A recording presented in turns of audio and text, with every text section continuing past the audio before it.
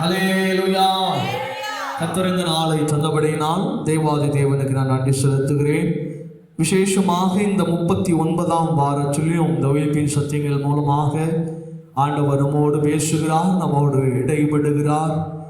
அநேக வார்த்தையின் வசனங்கள் மூலமாக கர்த்தர் நம்மை இடைப்பட்டு கொண்டிருக்கிறார்.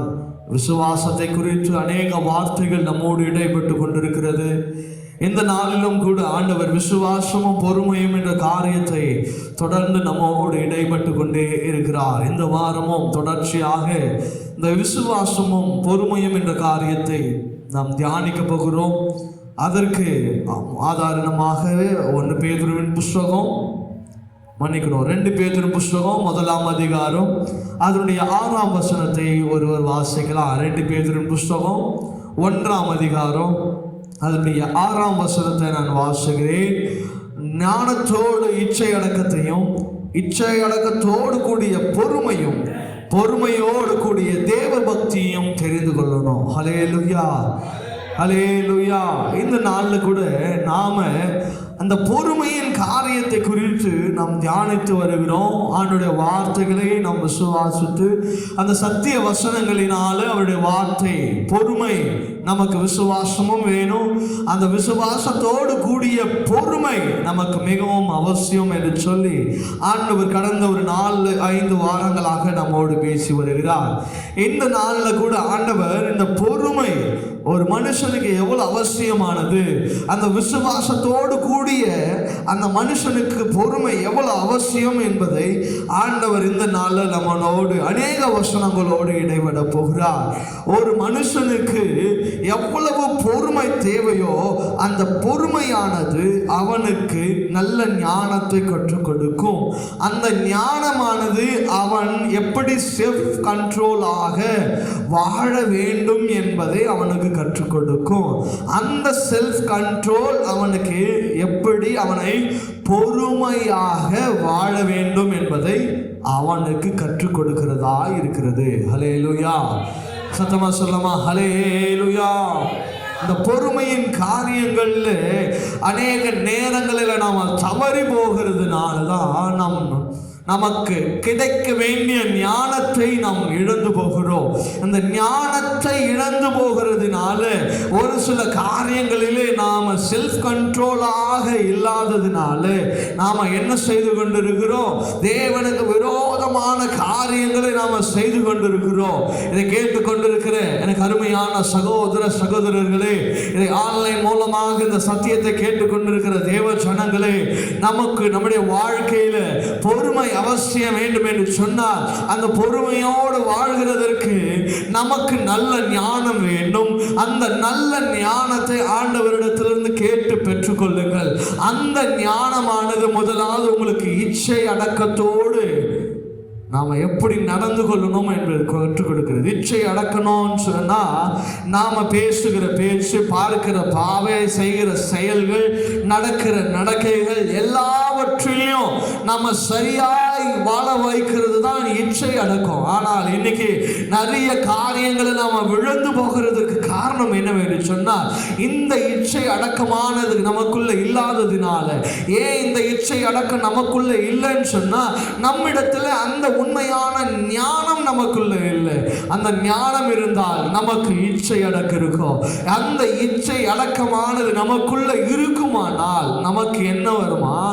பொறுமையின் காரியத்திலே நாம நடந்து கொள்ள முடியும். ஹல்லேலூயா, ஹல்லேலூயா. இன்னைக்கு பாருங்க, ஒரு சிலர் பொறுமையை இழந்து போகிறதுனால இன்னைக்கு நான் வாசித்ததான ஒரு நியூஸ், தன்னுடைய மனைவி 7 வருஷமா ஒன்னா இருந்த கணவன் மனைவி, அவங்க 2 பேருக்குள்ள வந்த சண்டையின் நிமித்தமாக என்ன ஆச்சு? அவர் பொறுமையை இழந்ததுனால அவங்களுடைய மனைவி என்ன பண்ணான்னா துண்டு துண்டா வெட்டி வீட்டுக்குள்ளேயே வச்சிருந்தாங்க. அப்புறம் அது எப்படியோ என்ன இந்த வீடு சாத்தியே இருக்குன்னு சொல்லி சந்தேகம் வந்து ஓப்பன் பண்ணி பார்த்தா அவனுடைய மனைவியை அவன் கொன்று போட்டிருக்கான். எதனால? அந்த பொறுமையை அவன் இழந்ததினால. ஹல்லேலூயா. இந்த பொறுமையை இழக்கிறதுனால இது மட்டும் இல்லை, நம்ம நிறைய நேரங்களில் அநேக விஷயங்கள்ல விழுந்து போகிறதுக்கு காரணம் என்ன தெரியுமா? நமக்குள்ள அந்த பொறுமையின் காரியங்கள் இல்லாததினால தான் நாம என்ன பண்ணுகிறோம்? விழுந்து போகிறோம். இந்த பொறுமையின் காரியம் ஒரு சாதாரணமான ஒரு விஷயம் அல்ல. இந்த பொறுமைன்றது ஒரே ஒரு விஷயத்துல முடிகிறது அல்ல. இது ஒரு செயின் லிங்க் மாதிரி. அதாவது எப்படி சொல்லுகிறது என்று சொன்னால், தொடர்ந்து அதை நம்முடைய வாழ்க்கையில நாம அபியாசப்படுத்த படுத்த படுத்ததான் நாம அதுல ஜெயம் எடுக்க முடியும். ஹல்லேலூயா. ஒருத்தர் ஓட்ட பந்தயம் ஓடுறாருன்னு வச்சுக்கோங்களேன், அவர் எடுத்த உடனே ஒரு 10 கிலோமீட்டர் முதல் நாள் என்ன பண்ண முடியாது, ஓடிட முடியாது. முதல்ல ஒரு நாள் என்ன பண்ணுவாங்க, அவங்க நடப்பாங்க. அவங்களுக்கு முடிஞ்ச தூரத்தை வரைக்கும் அவங்க நடப்பாங்க. அப்புறமா அவங்களுடைய நடை கொஞ்சம் ஃபாஸ்ட் பண்ணுவாங்க, ஜாகிங்னு சொல்லுவாங்க. அப்படி பொறுமையாக ஓட ஆரம்பிப்பாங்க. அப்படியாவா கொஞ்சம் 1 கிலோமீட்டர், 2 கிலோமீட்டர், 3 கிலோமீட்டர், அதுக்கப்புறம் 5, 7, 10 அப்படின்னு சொல்லி தான் அவங்களுடைய காரியங்களை என்ன பண்ண முடியும், அவங்களுடைய ஸ்கில் அவங்க வளர்த்துக்க முடியும். எடுத்த முதல் நாளே போய் நான் 10 கிலோமீட்டர் ஓடினான்னா அது அவனுக்கு என்னவாகும் என்று சொன்னால், அவனை அந்த ஓட்ட பந்தயத்தில் அவனை தோல்வி அடையதான் செய்யும். ஹல்லேலூயா.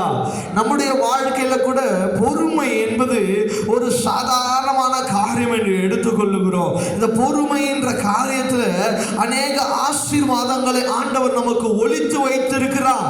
ஏன் இந்த பொறுமையில நம்மள இருக்க மாட்டோம் அப்படின்னு சொன்னா, ஒரு சிலர்லாம் சொல்லுவாங்க, நான் ஷார்ட் டெம்பர் இல்லையா, நிறைய பேர் சொல்லுகிறத கேள்விப்பட்டிருக்கிறோம். கோபமானது அப்படி ஒரு நொடியில் என்ன வந்துடும், அவங்களுக்கு வந்துடும். அதெல்லாம் என்ன அப்படின்னு சொன்னா, இன்னைக்கு ஒரு வியாதின்னு சொல்லுகிறாங்க. அந்த வியாதியே கிடையாது, பிசாசு நமக்குள்ள செய்கிறதான காரியம். ஏதாவது ஒரு வார்த்தை சொல்லிட்டா உடனே ஒரு கோபம், ஒரு எரிச்சல், உடனே அவங்கள போய் என்ன பண்றது, பேசுகிறது, திட்டுகிறது. இது என்ன பண்ணுதுன்னு சொன்னா, நம்மளுடைய பக்தி விருத்தியான நம்மை பக்தியின் பாதையில கொண்டு போகாதபடிக்கு இந்த பொறுமையான காரியம் நமக்கு இல்லாததுனால தேவ பக்தியில வளர முடியாதபடிக்கு காணப்பட்டு கொண்டிருக்கிறோம். ஹல்லேலூயா. நம்ம ஒரே காரியம் தான் நினைச்சிட்டு இருக்கிறோம். ஒரு பொறுமைனா ஒன்றும் இல்லைப்பா, பொறுமையா இருக்கிறது அப்படின்னு நினைச்சிட்டு இருக்கிறோம். ஆனா அந்த பொறுமையின் காரியத்தில் நம்ம விழுகிறதுனால என்ன ஆகுதுன்னு சொன்னா, அநேக ஆசீர்வாதங்கள், அதனால வரப்போகிற காரியங்கள். இன்னைக்கு பாருங்க, அந்த ஒரு நிமிஷத்துல அந்த கணவன் தப்பு செய்ததுனால அவன் 15 வருஷம், அடுத்த 15 வருஷம் அவன் எங்க இருக்கணும், ஜெயில தான் இருக்கணும். ஒரே ஒரு நிமிஷம். அவங்களும் ஒரு மனுஷன் அப்படின்னு சொல்லி அவர் நினைச்சிருந்தார்னா என்ன இருக்காது, அந்த பொறுமையை அவர் இழந்திருக்க மாட்டார்.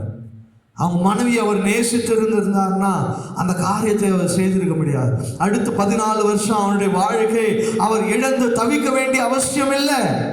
இன்னைக்கு ஒரு சின்ன காரியத்தை செய்துதான் இன்னைக்கு பல ஆசீர்வாதங்களை இழந்து போகிறோம். ஆதாமுடைய வாழ்க்கையில அந்த பொறுமை இல்லாத காரணத்தினால் அவன் மனைவி சொல்லுகிறதான காரியத்தை அவன் செய்து அவன் ஏதேன் தோட்டத்திலிருந்து துரத்துண்டப்பட்டான்.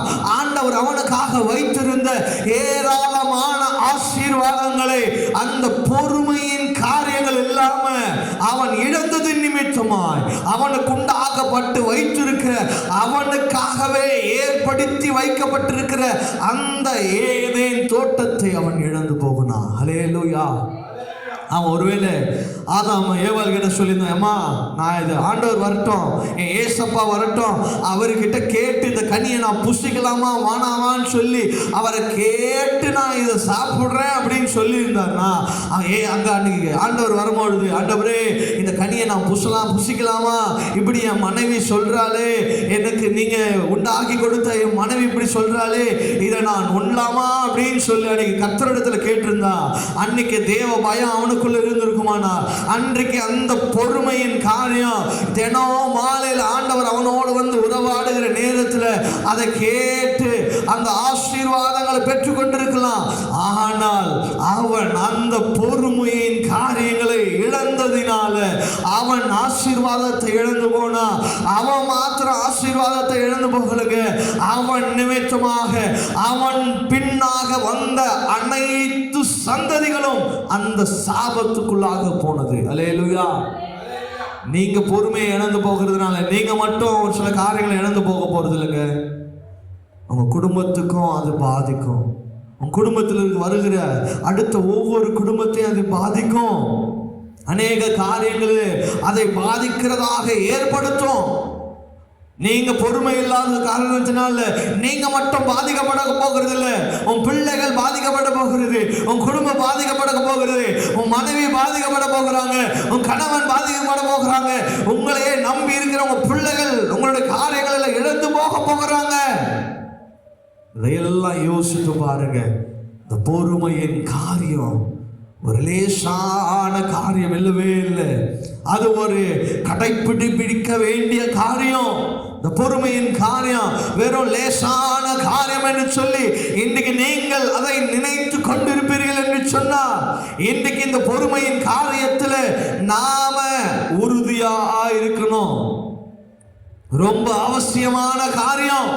இந்த பொறுமையின் காரியத்தில் எவ்வளவுக்கு எவ்வளவு உங்களை வளர்த்து கொள்ளுகிறீர்களோ அது உங்களுடைய வாழ்க்கை, உங்கள் ஆவிக்குரிய வாழ்க்கை, உங்கள் தேவ பக்தியிலே உங்களை அதிகமாய் வளர செய்கிறதாய் காணப்படுகிறது. ஹல்லேலூயா, ஹல்லேலூயா. எபிரேயர் புஸ்தகத்தில் வாசிப்ப ஒரு வசனம் இப்படியாய் சொல்லுகிறது. எபிரேயர் புஸ்தகம் 10ஆம் அதிகாரம் அதனுடைய 36ஆம் வசனம் இப்படியாய் சொல்லுகிறது. எபிரேயர் புஸ்தகம் 10ஆம் அதிகாரம் அதனுடைய 36ஆம் வசனத்தை நான் வாசிக்கிறேன்.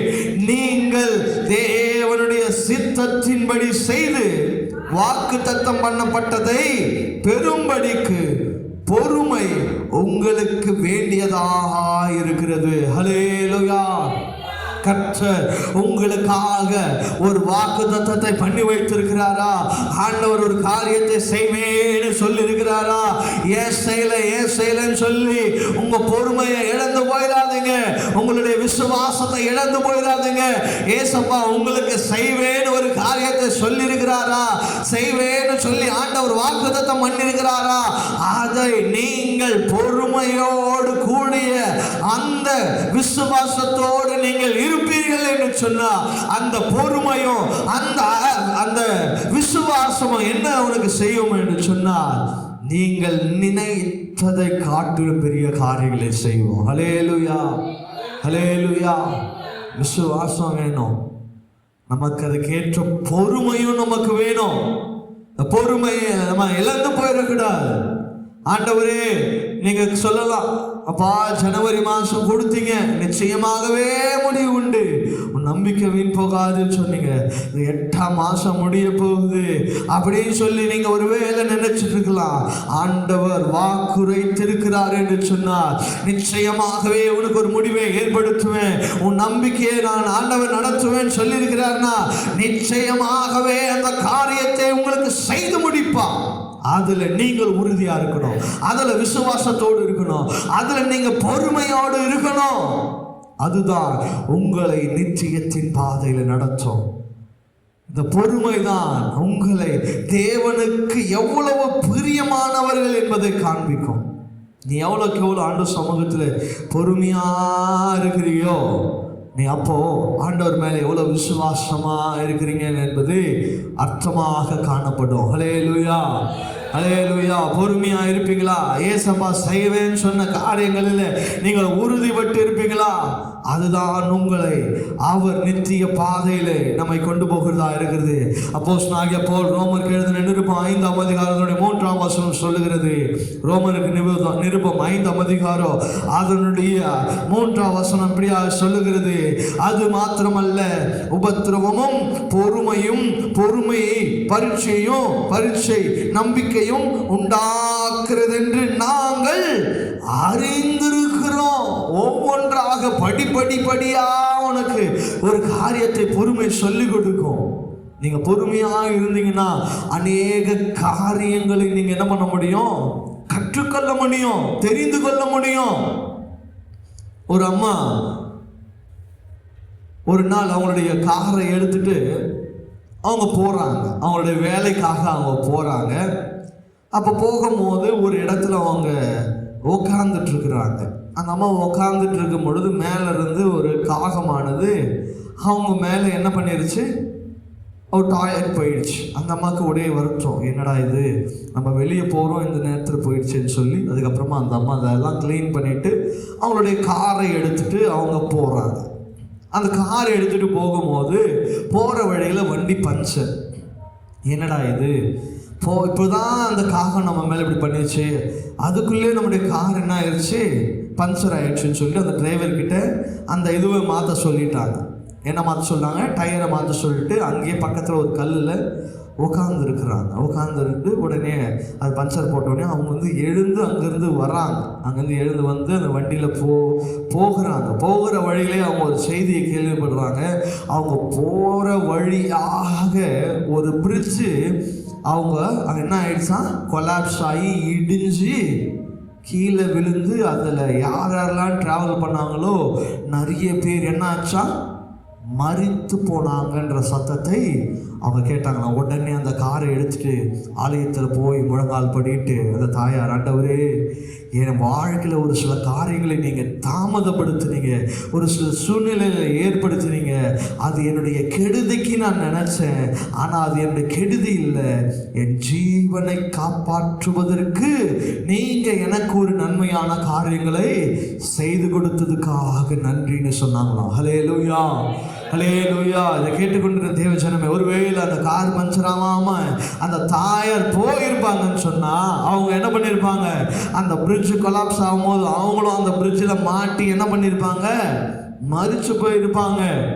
நம்ம கூட நம்முடைய வாழ்க்கையில ஆண்டவர் ஒரு சில காரியங்களை நம்முடைய வாழ்க்கையில கொடுக்கிறார். ஏன் ஆண்டவரே இது வந்துச்சு, எதுக்கு ஆண்டவரே இது வந்துச்சு, ஏன் இந்த பிரச்சனையில நான் மாட்டணும், ஏன் இந்த கடன் பிரச்சனையில மாட்டணும், ஏன் இந்த வியாதியில நான் மாட்டணும், ஏன் இந்த சூழ்நிலை நான் இருக்கணும், ஏன் என் குடும்பத்தில் இந்த ஒருமை, ஏன் எல்லாமே எனக்கு தோல்வி தோல்வி தோல்வி தோல்வி, எது செய்தாலும் எனக்கு தோல்வியாவே இருக்குதுன்னு சொல்லி அநேக நேரத்தில் நம்ம ஆண்டவரை கேள்வி கேட்டு கொண்டிருக்கிறோம்.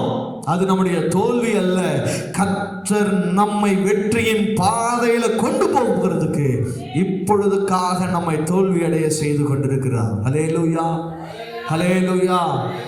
அப்போ நீங்க ஒரு சில கால சூழ்நிலைகளுக்குள்ள ஆண்டவர் உங்களை நடத்தி செல்கிறார்னா ஆண்டவருக்கு நன்றி சொல்லுங்க, ஆண்டவருக்கு நன்றி சொல்லுங்க. ஒரு சில காரியங்களை நீங்க எடுத்து வைக்கிற பாதை தடங்களா இருக்குதா, செய்ய முடியலையா, ஆண்டவருக்கு நன்றி சொல்லுங்க.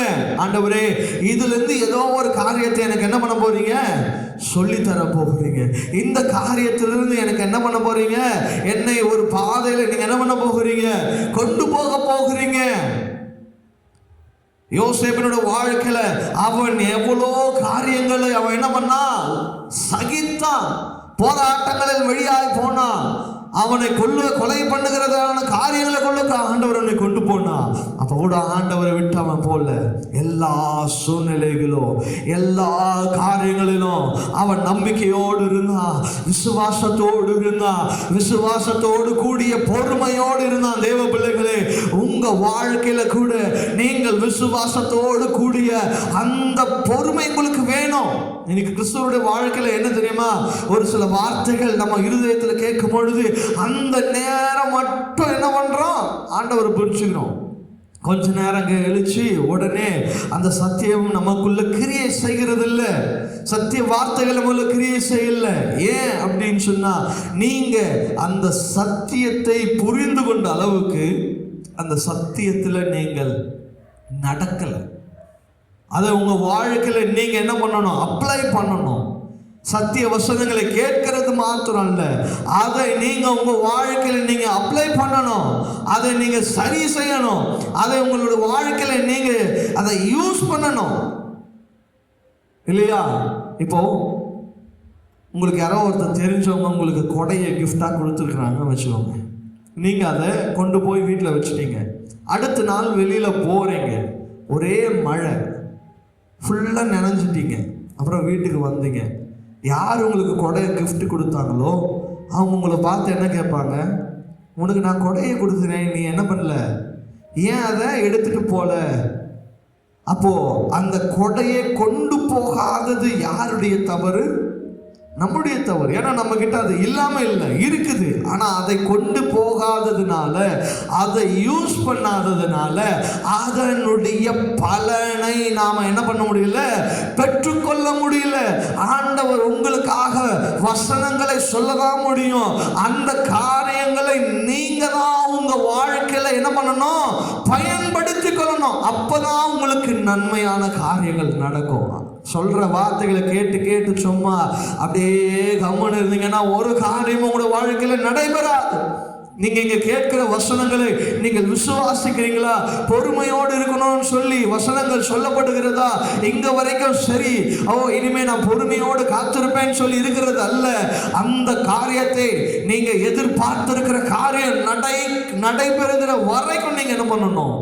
இந்த சத்திய வசனத்துக்கு கீழ்ப்படிந்து நீங்கள் பொறுமை உள்ளவர்களாக காணப்படணும். ஹல்லேலூயா, ஹல்லேலூயா. அப்பதான் இங்க நாங்க போதிக்கிறதான வசனங்களுக்கு, நீங்க இங்க வந்து கேட்கிறதான வசனங்களுக்கு, வார்த்தைகளுக்கு நீங்கள் செவி கொடுக்கிறதான காரியங்களுக்கு ஏற்ற காரியங்களை நீங்க என்ன பண்ண முடியும்? பெற்றுக்கொள்ள முடியும். ஏதோ கேட்கிறது மாத்திரம் அல்ல, சத்திய வசனங்களை உங்க வாழ்க்கையில அதை நீங்க அப்ளை பண்ணணும். சொல்லுகிறது தான் இங்கிறது சொல்ல முடியும்.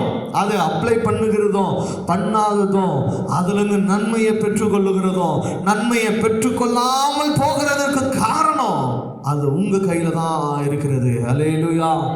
இதை கேட்டுக்கொண்டிருக்கிற தேவ ஜனங்களே, ஆண்டவர் சொல்லுகிற வார்த்தைகளுக்கு, சத்திய வசனங்களுக்கு நீங்க கீழ்ப்படியுங்க. நீங்க அந்த வார்த்தைகளை உங்களுடைய வாழ்க்கையில நீங்க அப்ளை பண்ணுங்க, ஏற்றுக்கொள்ளுங்க. ஆண்டவர் எனக்காக தான் சொல்லியிருக்கிறார், இதன்படி நான் வாழணும், இந்த சத்திய வசனங்களின்படி நான் கேட்கணும், இந்த சத்திய வசனங்கள் இதை போதித்து இருக்கிறது, இந்த கட்டளை வசனங்கள் எனக்கு இதை சொல்லி இருக்கிறது, இதன்படி தான் நான் வாழணும்.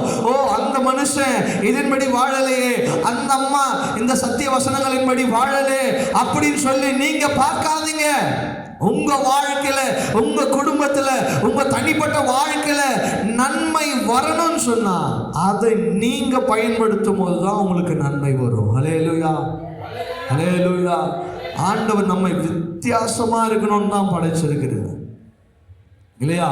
நம்ம எல்லாம் வித்தியாசமா இருக்கணும்னு சொல்லிதான் அவர் தமது சாயலாய் உண்டாக்கினார் இல்லையா? மற்றவங்களெல்லாம் காக்கா இதுவெல்லாம் பாருங்க, அதை எதையோ வார்த்தையினால படைச்சிட்டார். ஆனா ஆண்டவர் நம்மை படைக்கும் போது,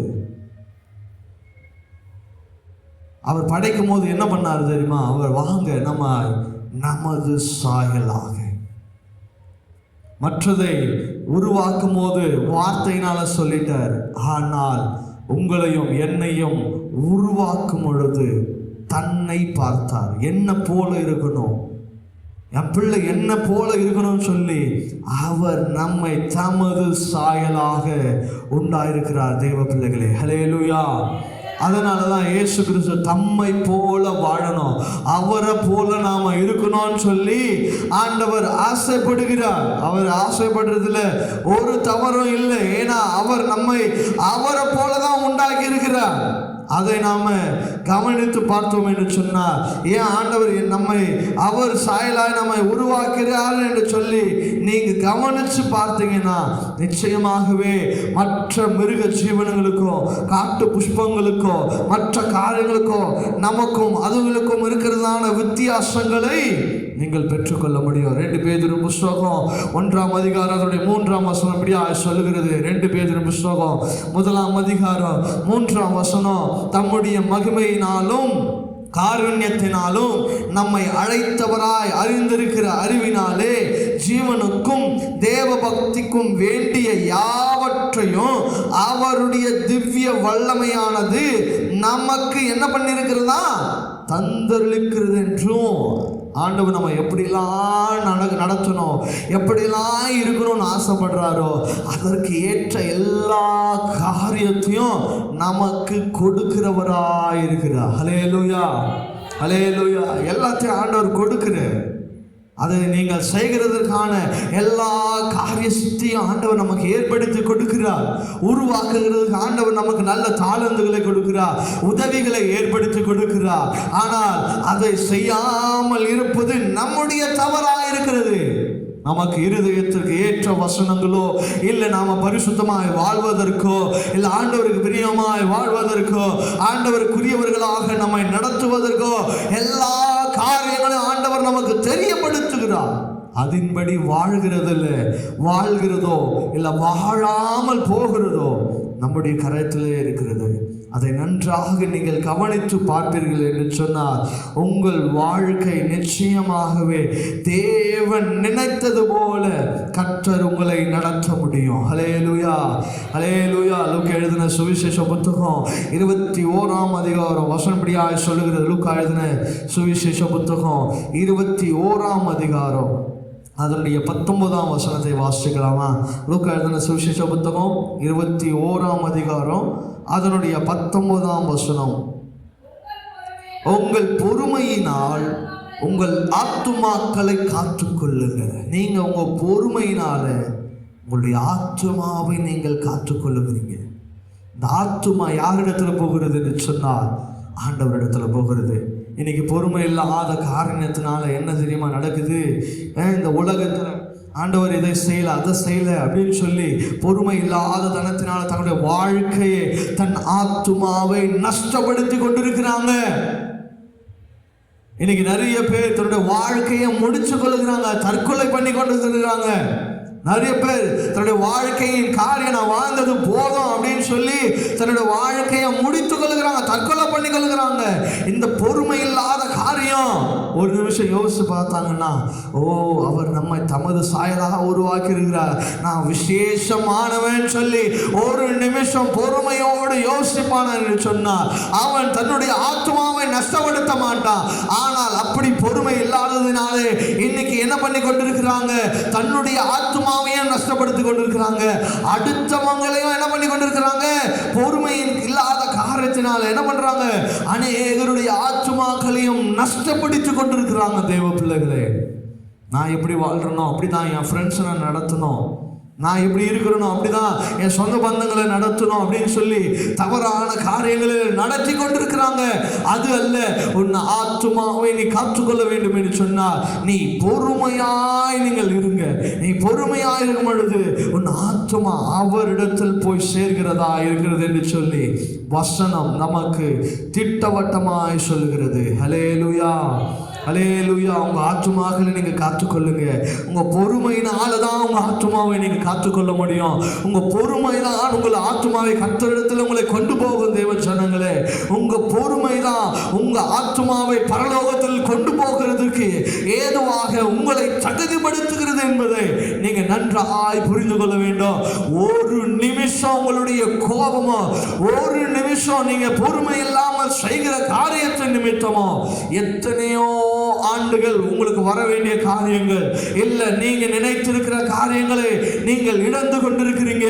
உங்க ஆசீர்வாதங்களை இழந்து கொண்டிருக்கிறீங்க, உங்களுடைய காரியங்களை இழந்து கொண்டிருக்கிறீங்க என்பதை நீங்கள் நன்றாய் புரிந்து கொள்ள வேண்டியது அவசியமா இருக்கிறது. ஹல்லேலூயா, ஹல்லேலூயா.